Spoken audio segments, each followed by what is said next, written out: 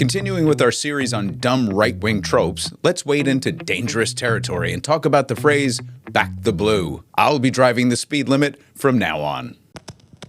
UNFTR. One of the dumbest slogans on the left is defund the police. What a mistake. As with most liberal movements, it requires so much explanation that it defeats the purpose. Defund the police caught on as part of the Black Lives Matter movement against police brutality in this country, and it was intended to convey a message that police departments have become overly militaristic and are responsible for too many aspects of social services. They're built to be a hammer, so all a cop can see is a nail, even if they're responding to calls that might require de-escalation, social services intervention, or something other than a gun and a taser. Of course, there's a darker side of the reality of policing that Defund the Police was attacking, and that's the disproportionately violent treatment of black and brown people in this country. We have a policing problem, to be sure. But of course, we're not talking about defund the police here.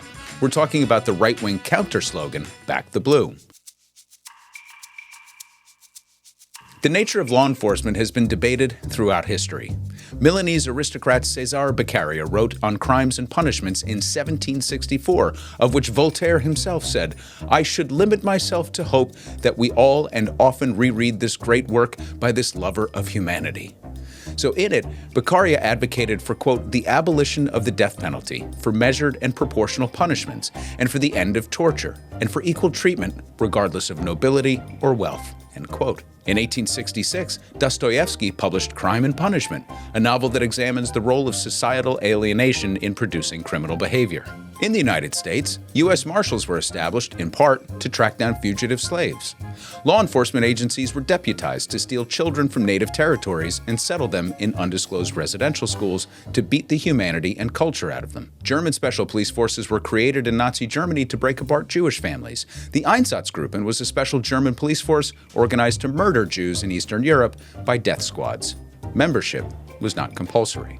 The point is this: it's complicated, and modern cultures have been wrestling with the role of law enforcement for centuries, often with terrible consequences. But the point is also this: law enforcement is necessary. People do bad things. Accountability in society begins with policing and enforcement of laws and regulations which are, in the best of circumstances, justly and evenly dispensed. And in the worst, well,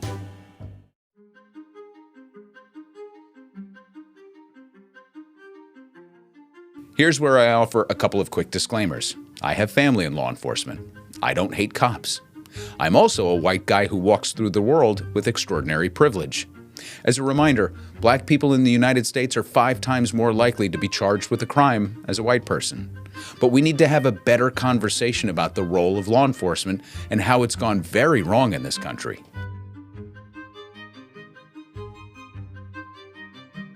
I've spent a lot of time on the podcast and in some of our initial videos so far talking about the 1970s, for example. I mean, to many, the 70s is kind of like this lawless, dismal era. But as Michelle Alexander notes in her landmark book, The New Jim Crow, the National Advisory Commission on Criminal Justice Standards and Goals recommended as early as 1973 that, quote, no new institutions for adults should be built and existing institutions for juveniles should be closed. Think about that. We actually hit a point in the early 70s when we were literally thinking about closing prisons. Now, if you're arguing with one of those people who thinks that black people simply commit more crime than white people and that's why the prisons are more filled with black people than white people, here's a quote from a Daily News article in 2013 when an NYPD officer taped his supervisor saying, quote, target male blacks. And I told you at roll call, I have no problem to tell you this, male blacks 14 to 21, end quote. The numbers just don't lie. But there's another dark side to law enforcement in this country, and it happens so gradually that we almost take it for granted these days. Remember what riot gear used to look like? Cops would come out onto the street behind some homemade plexiglass-looking lunch tray with their little helmets on and a club. Now every single one of them looks like Christian Bale's Batman. They've got assault weapons, tasers, shields, body armor, tanks, literally tanks, flashbang grenades, grenade launchers, and drones.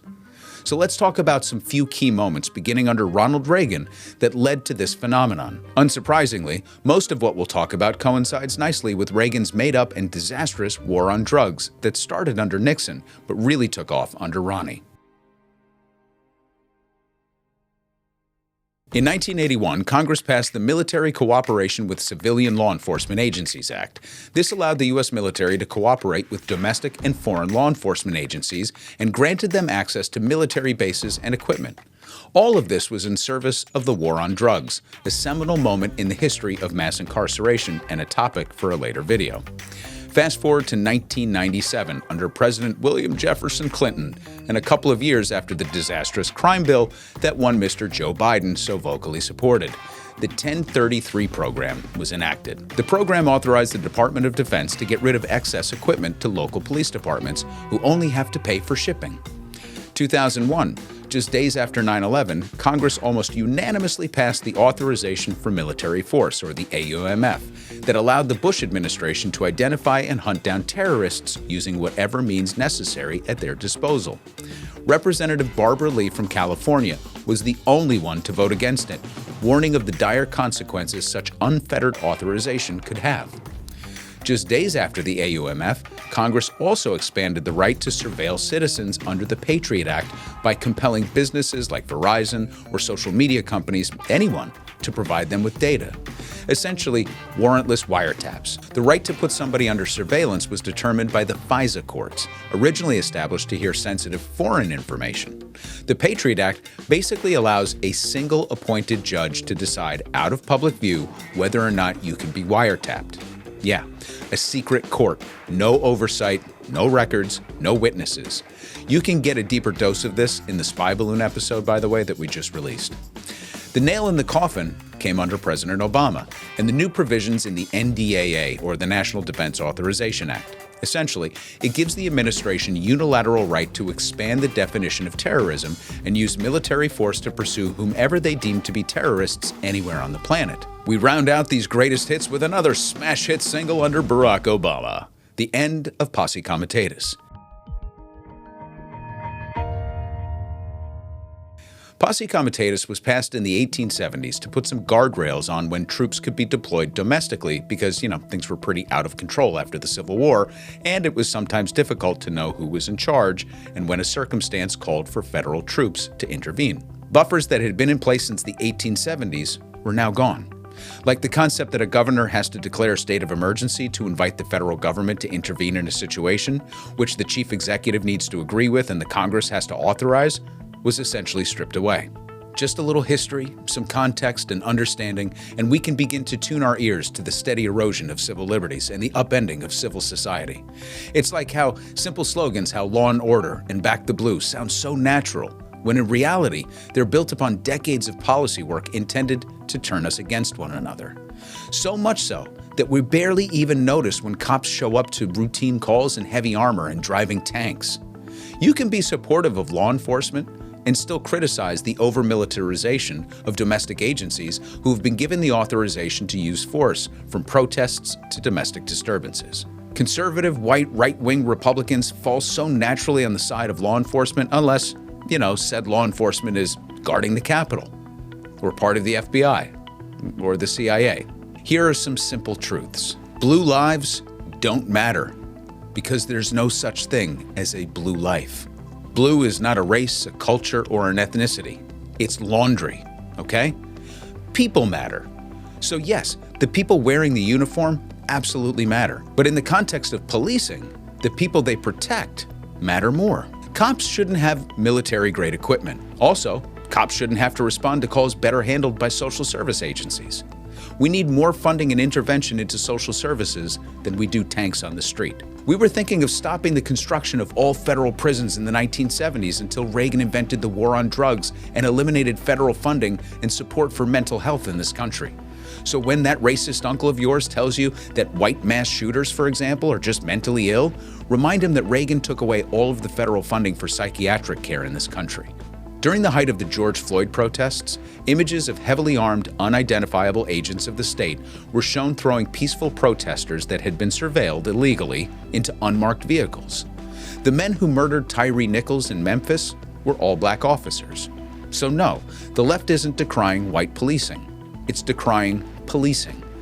When a system is breaking down because of rampant inequality, people do desperate things, so much so that even law enforcement can contribute to lawlessness. Under any normal, non-polarized circumstance with a rational conservative base, rather than the fascist alt-right MAGA Republican movement, we would recognize George Floyd and Tyree Nichols' murder, the killing of police officers at the Capitol, disappearance of constitutionally protected protesters, all as wholly un-American. Instead, these things have come to define us, America. Baseball, apple pie, and back the blue. Here endeth the video.